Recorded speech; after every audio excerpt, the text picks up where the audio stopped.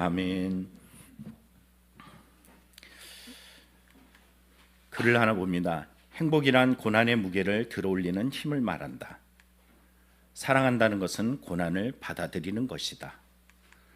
산다는 것과 고난은 떼어낼 수 없는 한 세트이다. 기도한다는 것은 현재 고난을 잘 이겨내고 있다는 뜻이다. 행복은 고난을 어떻게 해석하느냐에 달려있다. 여러분, 공통점이 뭘까요? 고난입니다. 고난이라는 것은 우리는 다 부정적인 것, 없어야 될 것, 절대 나에게는 오지 않았으면 이런 것으로 많이 받아들입니다. 그런 고난에도 유익이 있다라는 겁니다. 어제 박진희 전사님의 그 아들, 초등학교 3학년 아이가 있죠. 그렇습니다. 은찬입니다. 이 아이가 요 근래 승급시험, 태권도 승급시험을 놓고 엄청 많이 아팠다라고 얘기하더라고요. 어느 정도 아팠는지 그 아픔이 이제 눈 밑으로 고스란히 올라올 정도로 엄청 아팠대요. 그래서 너무 힘들어가지고 아이가 입에 붙인 말은 나 이제 태권도 안 해, 이렇게 이야기했다는 거예요. 그런데 이 말이 달라졌어요. 어떻게 달라졌냐면은 이런 말을 합니다. 고난이 헛되지 않아요. 아이의 말이 아니에요. 아이의 말이에요. 아이의 말.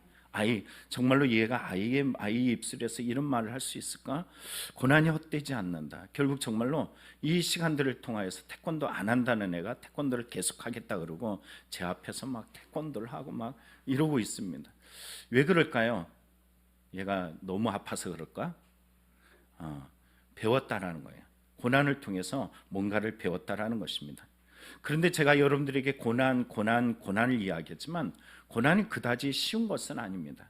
고난은 엄청 힘든 거예요. 성경에 나오는 한 말씀을 제가 읽어드릴 텐데 이 내용을 한번 보십시오. 이 얼마나 고난이 힘겨운 것인지 잘 보여주는 대목이 나옵니다. 표준세 번역인데 이렇게 나옵니다. 내가 태어나던 날이 차라리 사라져 버렸더라면, 남자아이를 배웠다고 좋아하던 그 밤도 망해버렸더라면, 그날의 어둠이 덮여서 높은 곳에 계신 하나님께서도 그날을 기억하지 못하셨더라면, 아예 그날이 밝지 않았더라면, 어둠과 사망의 그늘이 그날을 제한 것이라 하여 검은 구름이 그날을 덮었더라면, 낫을 어둠으로 덮어서 그날을 공포 속에 몰아넣었더라면. 11절로 가서 이렇게 말합니다. 어찌하여 내가 못해서 죽지 않았던가? 어찌하여 어머니 배에서 나오는 그 순간에 숨이 끊어지지 않았던가? 여러분, 누구의 고백인 줄 아시죠? 그렇습니다. 당대의 의인이고 믿음이 엄청 좋다라고 말하는 최고의 믿음의 사람 한 사람을 뽑으라 그러면 아브라함보다 누굴 뽑아요? 욥을 뽑아요. 근데 욥이 고백한 겁니다. 이 성경 말씀 욥기 3장 1절 2절을 보면 이렇게 시작합니다. 드디어 욥이 말문을 여고 자기 생일을 저주하면서 울부짖었다. 나의 태어난 날들을 바라보면서 울부짖으며 이렇게 하나님 앞에 원망합니다.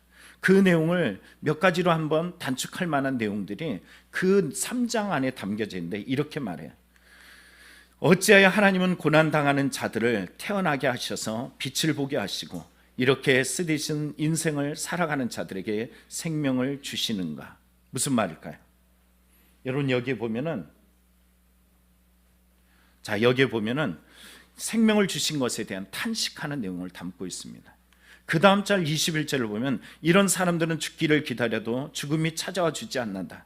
그들은 보물을 찾기보다는 죽기를 더 바라다가, 이런 말로 죽음이 안 오는 것에 대해서 탄식을 해요.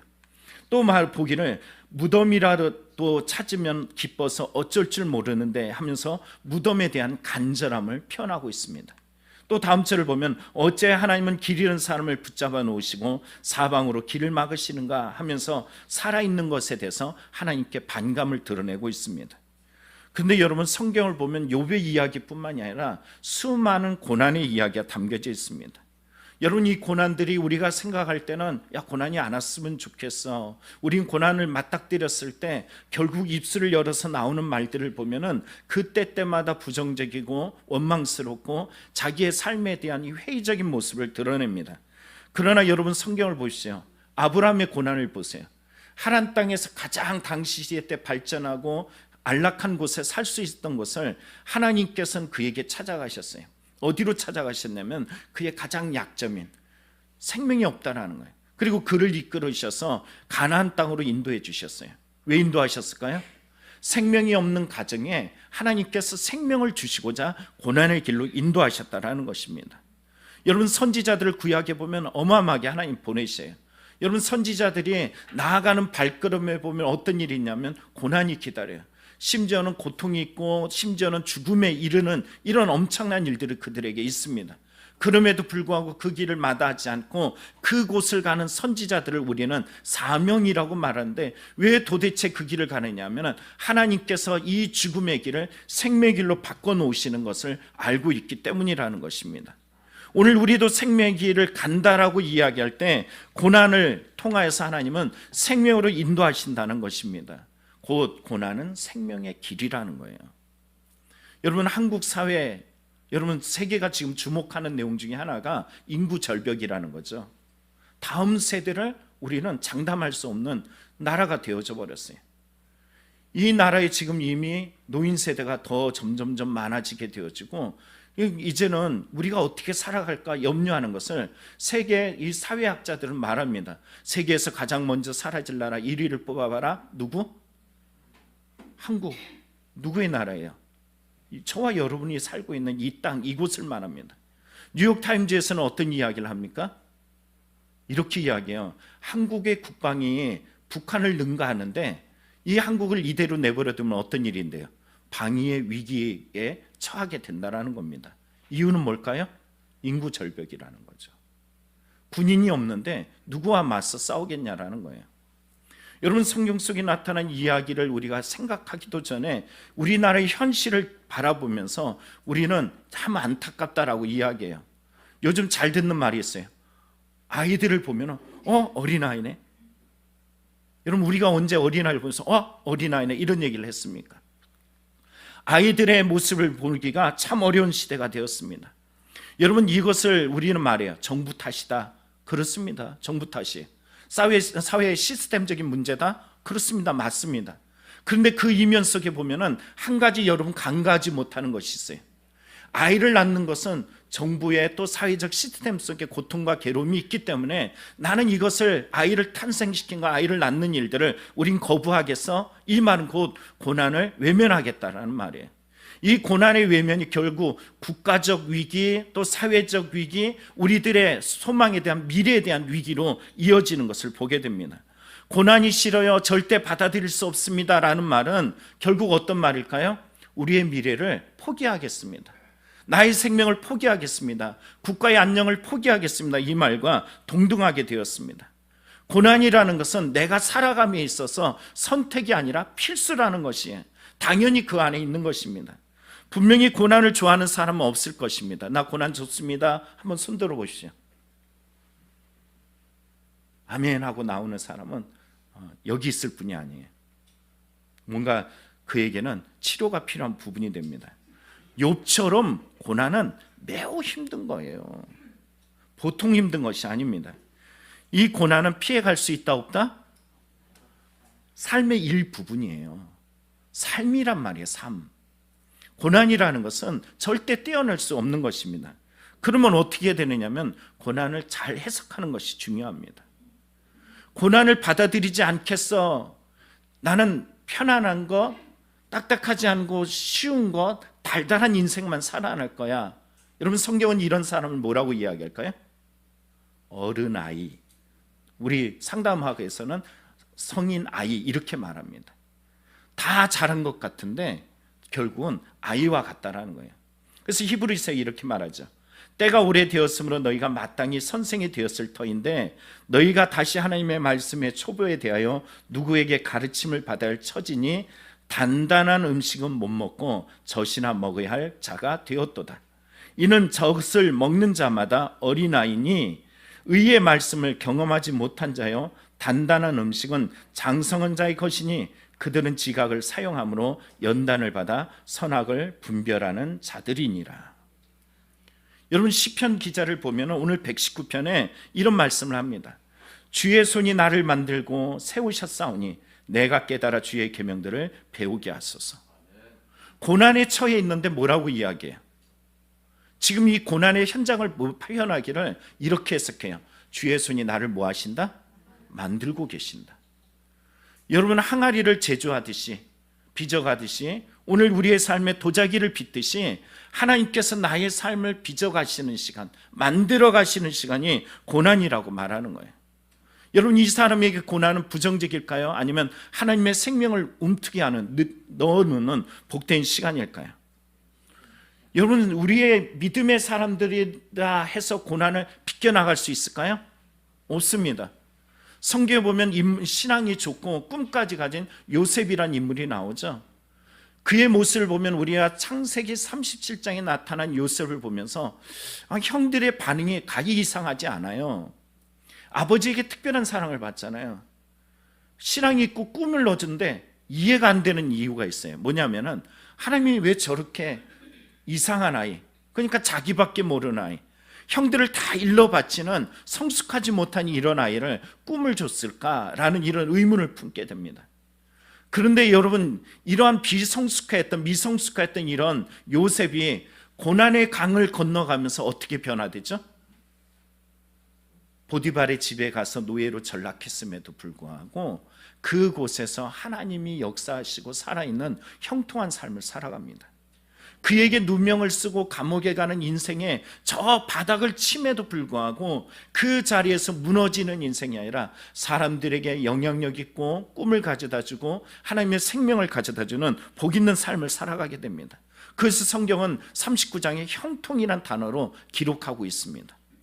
여러분, 문제가 아니에요. 실제적인 모든 사람들이 당하는 고난 속에서 내가 고난을 어떻게 해석하느냐입니다. 그래서 오늘 성경을 보면은 시편 119편 67절에 이렇게 말합니다. 고난 당하기 전에 내가 그릇 행하였더니 이제 주의 말씀을 지켰나이다. 요셉이 고난을 통해서 성장하고 성숙하고 인격이 훨씬 나아지는 이런 모습을 보았던 것처럼 고난 당하기 전에는 여러분 어땠다는 거예요? 내가 그릇 행하였더니, 이 말은 내가 지금 나의 행위를 고난을 통해서 살펴보게 되었다는 거예요. 아시죠? 고난을 당하기 전에는 당연한 것으로 여겼어요. 그런데 고난을 당하고 나서 나의 행위를 살피게 되었다는 것이고, 고난을 당하고 나서 이제는 주의 말씀을 지킨다라는 말을 통해서 주의 말씀을 생각할 수 있는, 주의 말씀을 받아들일 수 있는 이런 모습을 소유하게 되었다라는 것입니다. 여러분, 우리가 알고 있는 유명한 이야기 중에 이런 이야기가 있습니다. 28세 한 청년이 사형수가 되었어요. 이 청년의 죄목은 반체제 인사라는 죄목입니다. 그리고서는 당시에 때 엄청 추운 날에 나무에 묶여져 가지고 사형을 당하는데 총을 겨루고 있는 그때 이 사형수에게 특별한 시간이 주어져요. 5분의 연장의 시간을 줍니다. 야, 이 세상을 마무리할 5분의 시간을 줄게. 여러분, 이런 5분의 시간은 어떤 시간일까요? 그는 2분 동안에 고민을 하다가 2분 중에 2분 동안에 가족을 위해서 기도합니다. 내 친구들, 내 가족들, 내가 살아온 그 좋아했던 사람들을 생각해 보게 돼요. 그리고 나머지 2분은 어떻게 하냐면 자기의 삶을 회고합니다. 나에게 삶이 정말로 다시 한번 주어진다면 난 이런 삶을 살지 않았을 텐데, 내 삶을 왜 이렇게 살았을까? 살고 싶다. 한 번만 더 기회를 준다면 살고 싶다. 그리고 나머지 1분이 남았어요. 1분 속에 계속 되뇌이는 말, 살고 싶어. 나에게 한 번만 살 수 있는 기회를 주신다면. 갑자기 군인들의 발자국이 저걱저걱 소리가 납니다. 줄로 쫙 서는 소리, 그리고서는 총을 장전하는 소리, 찰칵. 그리고 총을 겨누는 소리가 나죠. 이제 당겨지는 그 순간에 그는 다시 한번 되뇌입니다. 살고 싶다. 그때 저 멀리서 잠깐 그러면서 소리치는 소리가 들려요. 그 소리는 황제의 어명이라는 거예요. 저 사람을 죽이지 말고 저 사람에게 유배를 보낼 것을 명령하는 내용입니다. 죽음의 끝자락에 가서 발견한 것이 뭐냐면은 다른 것이에요. 내가 지금 숨 쉬는 것, 내가 보고 있었던 것, 내가 먹을 수 있었던 것, 이 모든 삶이 얼마나 소중하고 귀한 것인지 이것을 알게 되는 시간으로 뜨거운 눈물을 흘립니다. 여러분, 이 사람이 누굴까요? 도스토옙스키 알죠? 여러분, 우리가 유명한 그 이 사람의 이야기가 바로 이러한 내용을 통해서 변화됐던 것입니다. 하나님은 우리에게 고난을 주셔요. 어떤 사람은 고난을 통해서 새로운 삶으로, 생명의 삶으로, 감사의 삶으로 변화되는가 하면은, 어떤 사람은 고난을 맞닥뜨릴 때 형편없는 삶으로 전락하는 경우를 봅니다. 여러분 아시죠? 나무를 타고 남은 그 원료가 뭐냐면 탄소예요. 근데 다이아몬드도 탄소입니다. 고난도 똑같아요. 똑같이 원재료가 탄소인데도 불구하고 어떤 사람의 남은 재처럼 그냥 날아갈 형편없는 인생으로 전락하기도 하고, 어떤 사람은 고난을 맞닥뜨릴 때 자기의 삶이 다이아몬드 같이 아름다운 보석으로 변화되는 경우를 보게 됩니다. 삶의 인생 속에서 고난이라는 것은 선택이 아니라 뭐라고요? 필수예요. 방송을 보다가 조정민 목사님의 자기 고백에 대한 이야기를 보게 되었습니다. 이 고난의 내용에 대해서 이런 말을 합니다. 자기가 MBC 사장에 있었을 때 자기는 몹시 힘들고 괴로웠대요. 고난 속에 노출되면서 살았다는 겁니다. 그럼 지금 목사가 되어서 지금 이 순간에 그럼 고난이 없느냐? 아니라는 거예요. 여전히 고난은 자기의 삶의 일부분이라고 이야기합니다. 문제는 뭘까요? 고난을 해석하는 방법입니다. 그는 고난에 대한 이야기를 하면서 한 이야기를 소개하면서 이런 이야기를 합니다. 폴 블랜드라는 한 의사를 소개합니다. 이 폴 블랜드는 인도의 선교사인 부모 가운데서 태어난 백인이에요. 그리고 그곳에서 자라서 결국은 그 또한 의사가 되어서 어려운 이들을 돌아보는 이런 일을 하게 되었어요. 나병 아시죠? 나병. 옛날에 문둥병 이렇게 이야기했어요.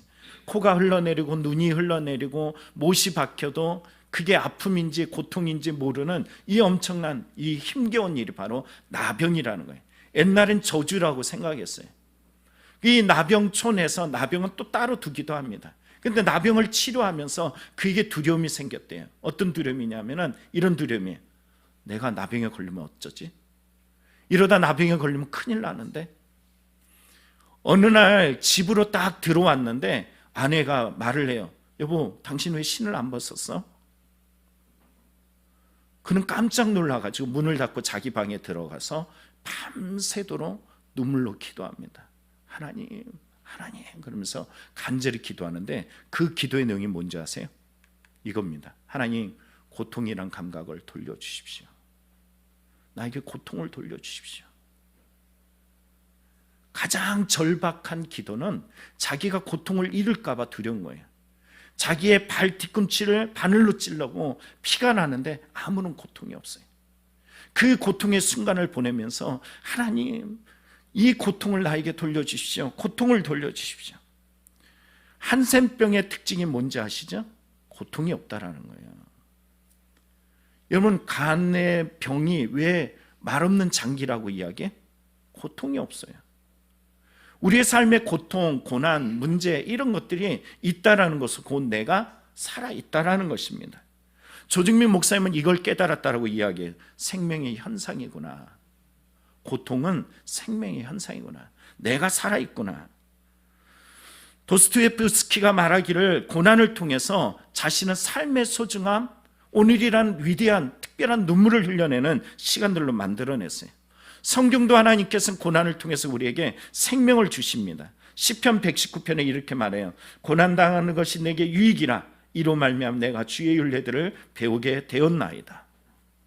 여러분, 고난을 당해서 절박하지만 아프지만 힘들지만 괴롭지만 이 고난을 통해서 그는 다 타고 남은 제 인생으로 사라지는 것이 아니라 이 인생으로 뭘 발견했다고요? 주의 율례들. 이것을 공동번역 개역 개정판 공동번역판에 보면은 이것을 주의 뜻 이렇게 말합니다. 하나님의 당신의 뜻을 발견했다라는 거예요. 절대적으로 사람은 그래요. 돈이 좀 주어지고 세상에서 살만하고 괜찮아지면은 하나님 어리석고 미련하고 불편하고 별로 같이 하고 싶은 마음이 없어요. 심지어는 교회를 다니면서도 자기 멋대로 자기 중심대로 살아가는 사람이 이 땅에 많습니다. 고난을 통해서 하나님은 우리에게 넌 누구냐? 이것을 우리에게 말씀해 주고 계세요. 그리고 하나님의 뜻을 발견하는 놀라운 일들을 행하십니다. 여러분들이 저나 고난을 당하면서 여기서 하나님의 율례를 배우지 못했다면 우리는 아직도 어린아이고 아직도 미련하고 아직도 자기의 하나님이 내 하나님을 두는 것이 아니라 내가 하나님의 위치에 두었다라는 것을 기억하시기 바라요. 건축자의 버린 돌이라는 김서태 목사님이 쓰신 책에 보면은 한 사람을 소개하는 내용이 나옵니다. 이 사람 누구냐 하면은 사업을 하다가 어느 날 그 사업을 다 홀라당 넘겨버렸어요. 삶을 영위해 나가기 위해서 그는 공사장으로 가게 되었습니다. 그리고 일을 하는데 저 멀리서 사람들이 부르는 소리가 나요. 김씨, 김씨. 여러분 어떻게 반응했을까요? 여기 김씨가 어디 있지? 누굴까? 김씨가 누구지?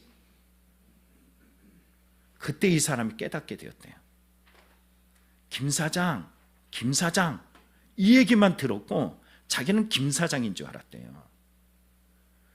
고난을 통해서 발견한 게 뭐냐면은 내가 이 세상에 흔하고 흔해 빠진 그 김씨 중에 한 사람, 나는 김씨구나. 내가 교만했구나.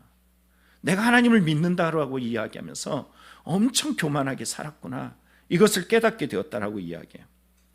성경이 열왕기상 16장에 보면은요, 바이사라는 왕이 나옵니다. 그는 다름 아니라 자기의 왕을 죽이고 그 왕위에 전복하고 올라갔어요. 그런데 하나님께서 사람을 보내가지고 그에게 이런 말씀을 합니다. 내가 너를 티끌에서 들어 내 백성 이스라엘 위에 주권자가 되게 하였거늘 내가 여로보암의 길로 행하며 내 백성 이스라엘에게 범죄하게 하여 그들로 죄로 나를 노엽게 하였은즉. 하나님이 하고 싶은 말씀 뭘까요? 너 티끌이야. 너 먼지야. 너 별것 아니야. 그런데 조금 나아진다고 네 소리가 강해지고 네 마음대로 네 뜻대로 우상을 섬기고 네 마음대로 이 세상의 주권자라고 생각해? 아니야. 후 불면 사라지는 별 볼 일 없는 티끌 먼지에 불과해. 하나님은 이걸 알려주셨어요. 그가 말씀을 잘 듣고 돌이키고 회개했으면 그의 생명의 연장과 하나님의 은혜로 이끌림을 당했을 터인데 그는 이것을 듣지 않습니다. 여러분 다윗을 보십시오. 인생의 가장 밑바닥을 밟았던 때에 성경 말씀에 시편의 하나를 골라라 라고 이야기하면 하나를 딱 고르는 게 우리가 요즘 새벽 예배에 다뤘던 시편 57편이라고 이야기해. 다윗은 사울로부터 이유 없이 도망하게 됩니다. 오직 다윗은 만만히요, 사울은 천천히요, 이 비교되어지는 말을 불렀던 한 여인들의 노래들 소리들 때문에 그는 미움을 받게 되어지고 칼의 위협을 피해서 도주하게 되었어요. 높지역에 이르렀다가 단지 지나가기만 했는데 그곳에 있는 사람들, 제사장들을 싸그리 다 죽여버리는 이런 고통을 겪게 되었어요. 사울을 피하여서 도망했던 자리는 어디냐 하면은 당시의 때 가드라고 이야기하면은 가드에서 탄생한 사람이 있어요. 다윗과 골리앗 알죠? 이 싸움에서 골리앗의 고향이 바로 가드였어요. 그곳으로 도망하는데 누굴 죽였어요? 이전에 골리앗을 죽였어요. 골리앗의 칼을 누가 갖고 있을까요? 다윗이 가지고 있어요. 그곳까지 도망했어요. 그곳에서 생명을 유지하고자 침을 질질질 흘려가면서 미친 척하고 문을 긁적긁적이면서 결국은 그곳에서 도망해 나옵니다. 근데 이것으로 끝나지 않습니다. 도주에서 나온 이후로 그는 또 이스라엘의 그일라 주민들을 구원해내요. 근데 그일라 주민들이 어떻게 했을까요? 그를 또 사울에게 일러 바쳐요. 그래서 또 위협을 당하게 되었어요. 그리고 도망했던 내용이 바로 시편 57절에 나타난 바로 아둘람 동굴에 있을 때예요. 세상에 믿을 사람이 하나도 없어요. 피한 곳에도 미친 척하지 않으면 살아날 수 없고 이유 없이 당하는 이 엄청난 고난 앞에서 도저히 살아갈 방도를 발견할 수 없을 만큼 완전히 무너져 있는 다윗의 모습을 발견하게 됩니다. 그런데 여러분, 다윗은 엄청난 인생의 고난을 겪으면서 어떤 것이 달랐을까? 고난에 대한 해석이에요. 그는 시편 57편에 이런 인생 가장 밑바닥을 칠 때 이렇게 말합니다. 하나님이여 내 마음이 확정되었고 내 마음이 확정되었으니 내가 노래하고 내가 찬송하리이다. 너무 고난을 많이 당해서 이상해진 게 아니에요. 정말로 곰의 위험, 사자의 위험, 사울의 위험, 정말로 블레셋의 위험, 내가 도와줬던 사람들의 수 없는 배신과 배신, 더 이상 믿을 사람이 아무도 없는 이런 상황 속에서 내가 의지할 대상이 하나님이 여기 계시다. 내가 지금 이 아둘람 굴에 나 혼자밖에 없다라고 생각되어질 만한 그 절체절명의 위기를 겪고 있지만 여기에 하나님이 나와 함께 계시다 하면서 하나님을 바라보며 고난을 해석해 나갈 때 어떤 노래를 부를 수 있다고요? 하나님이여 내 마음이 확정되고 내 마음이 확정되었으니 내가 노래하고 내가 찬송하리다라고 노래할 수 있다라는 것입니다. 목회를 하면서 여러분 신기한 게 하나 있어요. 성도들이 신앙이 아주 좋아졌을 때가 자기 꿈이 이루어지고 신비 체험하고 귀신이 떠나가고 부유해지고 성공해지고 자기가 원하는 뜻을 성취했을 때가 신앙이 가장 좋은 때가 아니라는 거예요. 언제냐면 고난에 몰렸을 때가 가장 신앙이 좋습니다. 그때 하나님이 그 사람 안에서, 눈동자 안에서, 그의 호흡 앞에서 같이 숨쉬고 그 눈동자에 보는 앞에서 그대로 같이 행동하는, 매일같이 자고 매일같이 일어나는 이 은혜들을 보게 됩니다. 내가 이 하나님을 깊이 만나지 못했다라는 것은 어떤 의미인 줄 아세요? 실제적으로는 이 하나님을 이 고난 자리에서 외면하고 있다라는 거예요. 가장 절박하고 가장 고통스럽고 가장 힘겨운 자리가 하나님이 여기 계신 것을 발견하는 거예요. 여러분 아우슈비츠 수용소 알잖아요. 제가 예전에도 말씀드렸지만 거기는 하나님이 안 계신 자리야. 이 세상의 지옥이라 그러면 바로 그곳일 거야. 전장이 끝나고 나고 그리고 그 아우슈비츠 수용소에 갔을 때 여러분 사람들이 발칵 뒤집힌 것은 뭐였을까요? 수많은 손톱자리, 그 가스실에서 죽어가면서 그 손톱으로 쫙 긁었던 거. 세월호 속에서 여러분 기억나시죠? 그 손톱이 빠져가지고 살고자 몸부림쳤던 그곳. 아우슈비츠 수용소에도 바로 그런 손톱 자국이 잔뜩 있는데 그 죽어지는 곳에 기록된 말씀이 이러거든요. 하나님이 우리와 함께 계시도다. 여러분 이 주님을 우리는 알아가길 원합니다. 내가 왜 십자가 앞에 매일같이 나아갈까요? 왜 고난주간에 주님을 더 생각하고 생각해야 될까요? 우리는 고난을 당하지만 여전히 내 생각은 나는 김 사장이야. 김 사장이 되고 싶어요. 그리고 공사장에서도 여전히 김 사장이어야 돼. 김씨 불러도 난 아닐 거야. 난 아닐 거야. 그러나 그 자리에 주님이 우리를 부르신다는 것입니다. 다윗을 생각해 보십시오. 곰의 위협, 사자의 위협, 이 고난을 통해서 골리앗을 이길 수 있는 힘을 얻게 되었어요. 골리앗을 이겼던 그 곰의 위협, 사자의 위협이 그의 사울의 위협, 그리고 그 일라의 배신, 수많은 대적자들, 이 모든 것들을 이길 수 있는 하나님의 힘을 가지게 된 것은 고난에 대한 해석할 수 있는 방법을 소유했기 때문이라는 것입니다.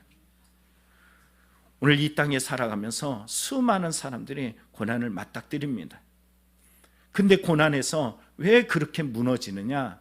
여러분 고난이 고난이라서 문제가 아니에요. 고난 속에서 요한 1서 2장에 보면은 안목의 정욕, 이생의 자랑, 육신의 정욕 이런 것으로 자기의 고난을 바라봐요. 그러면은 이러한 것들은 어디로부터 온다고 성경 말해요? 하나님으로부터 온 것이 아니라 세상의 영으로부터 온다는 거예요.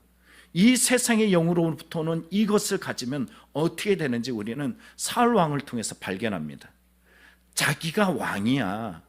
하나님이 주신 특별한 자리에 있어요.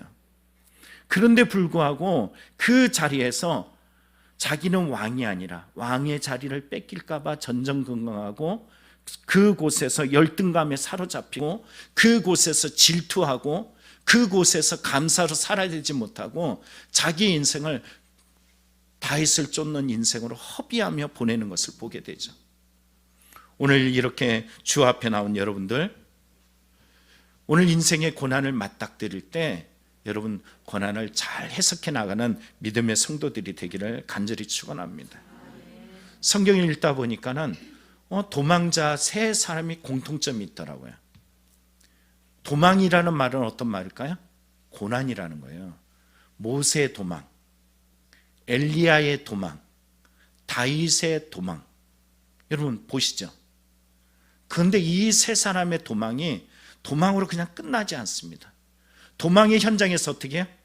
하나님이 찾아오셔서 모세야, 모세야, 내가 선 곳은 거룩한 곳이냐면서 그를 불러 세우셔서 사용해 주시고, 절망하고 이제는 죽여주십시오라고 이야기할 때 밥 먹어야지, 일어나야지 하면서 새로운 사명을 부여해 주시고, 그 고통과 그 괴로움 속에서 하나님께서 찾아오셔서 고난을 통해 다윗이 왕다운 왕으로 오직 하나님만 바라보며 다가오는 모든 인생의 고난들을 하나님을 향한 믿음으로 해석해 나갈 수 있는 힘을 얻음을 통하여 무너지지 않는 다윗의 왕국, 예수 그리스도의 세계를 준비해 나가는 그 축복의 시간으로 이끌어가는 것을 보게 됩니다.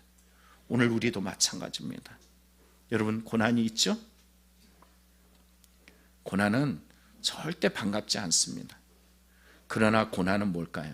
고난은 하나님께서 우리를 부르는 소리입니다. 그래서 성경에 보면은 이런 말을 합니다. 너희 중에 고난당하는 자가 있느냐? 그는 기도할 것이요, 즐거워하는 자가 있느냐? 그는 찬송할지니라. 여러분, 기도한다는 것은 현재 고난을 잘 이겨나가고 있다는 뜻이에요. 여러분, 기도하시기 바랍니다. 그리고 여러분의 고난을 잘 해석해내시길 바랍니다. 그래서 타다 남아서 바람에 슉 날아가는 그런 먼지 같은 찌꺼기의 탄소가 아니라 내 삶을 보석으로 이끌어 가시는 하나님을 만나는 축복의 시간이 되기를 간절히 축원합니다. 기도하겠습니다.